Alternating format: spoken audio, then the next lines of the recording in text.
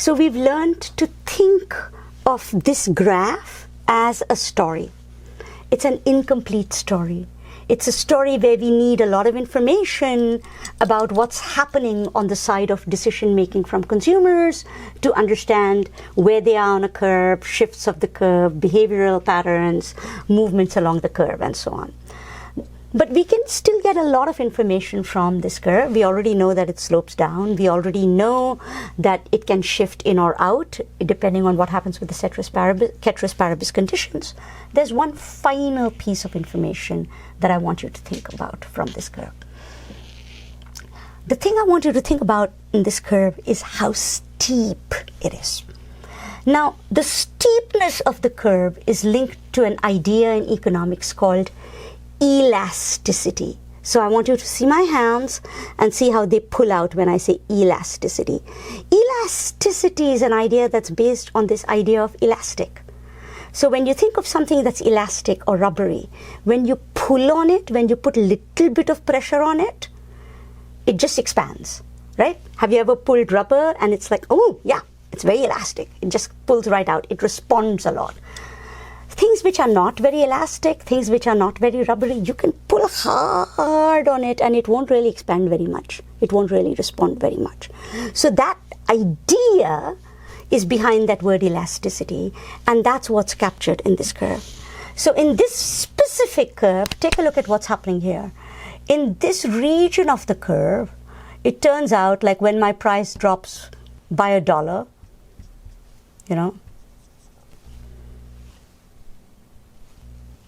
my quantity increases.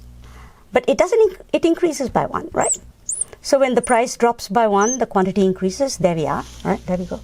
But when you come to this region of the curve, a $1 price drop, it's generating a huge increase in quantity.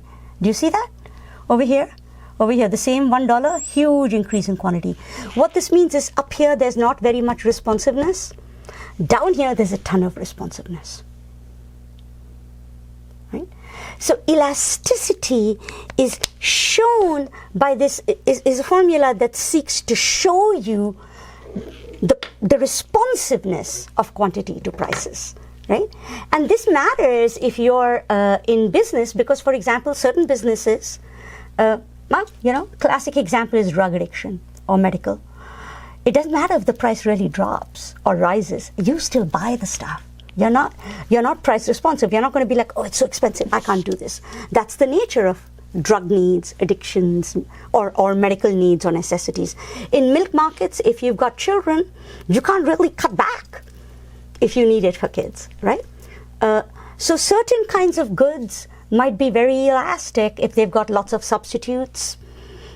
If like suddenly strawberries become expensive, you may, I'll buy grapes, right? You can respond very rapidly to price changes. Or you can decide, I'll buy something else, or you can say, I don't need it. So price responsiveness has impacts because if you're very responsive to price, that has an impact on the supplier side, how they respond to you.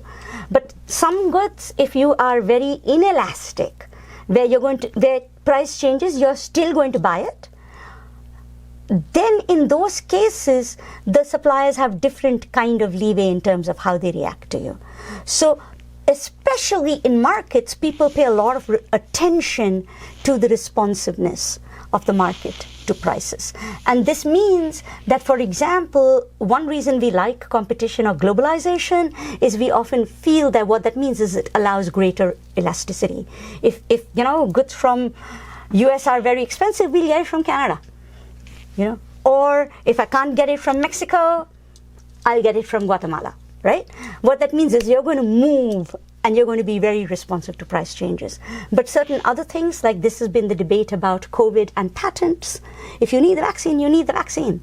And unless, you can't be price responsive and say, I can't take the vaccine. So unless something is changed in how pricing operates in that market, people are going to be forced to buy things, and price responsiveness is not very strong. They're not very elastic in their price responsiveness. So think of inelasticity and elasticity. Elastic, very responsive. Inelastic, not very responsive. Related to need and competitive options, right? We measure this by looking at the percentage change in Q.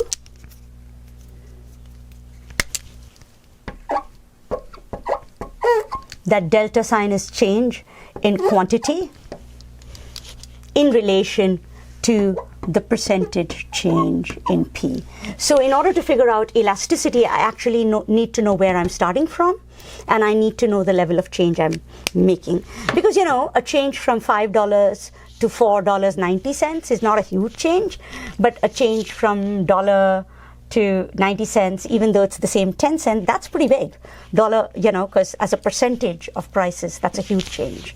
A change from buying 5 units to 6 units, that's not that much, but a change from 1 to 2 units, that's a doubling.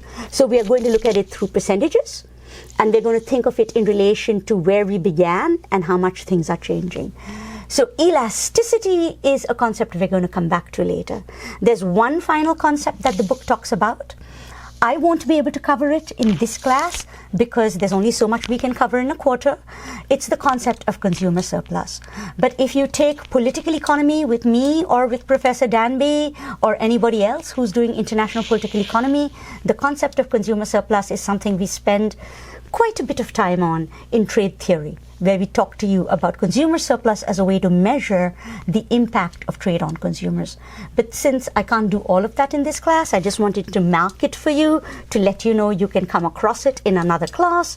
But this is enough to learn about consumer demand for our class and our purposes at this level. Thank you very much.